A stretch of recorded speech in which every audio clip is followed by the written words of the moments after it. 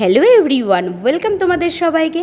সবাই নিশ্চয়ই খুব ভালো আছো। একটু বেরিয়ে পড়েছিলাম সন্ধ্যাবেলা ঘুরতে। সন্ধে ঠিক না, সন্ধ্যের পরপর বাবাইকে আগে পড়িয়ে নিয়েছি, আর আমার হাজব্যান্ডও দোকান বন্ধ করলো। তারপরে হচ্ছে আমরা বেরিয়ে পড়লাম। প্রথমে আমরা চলে গেছিলাম হাবড়া। তা কালী মন্দিরটা দেখে তোমরা বুঝতেই পারছো, তোমরা অনেকেই চেনো। তো ওখান থেকে বাবাইয়ের একটা বই কেনার ছিল, তো সেইটা নিয়ে আর ও খাতা নিল, পেন পেন্সিল এগুলো কিনলো। তারপরে ওখান থেকে চলে আসলাম আমরা অশোকনগর।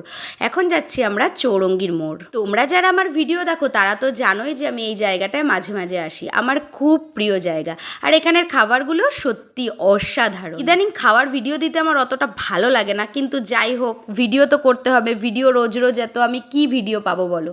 তো যাই হোক, এখন আর কিছু করার নেই, দিতে হবে। এই ভিডিওটা আমি তাও 5-6 দিন আগে বানিয়েছিলাম, তো সেই ভিডিওটা আজকে আমি এডিট করে দিচ্ছি।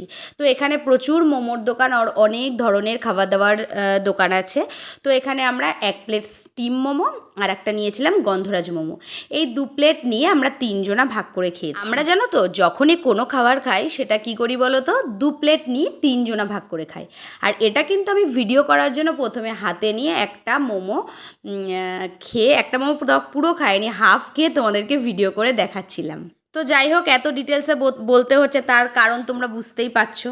আর এই যে আর 1 প্লেট নিয়ে নিলাম গন্ধরাজ মোমো। তারপরে আর কিছুই খাইনি। তো বাড়িতে আমি রুটি আর তরকারি বানিয়ে রেখে এসেছিলাম। তো যাই হোক, এখন হচ্ছে কচুয়ার মোড় দিয়ে যাচ্ছি।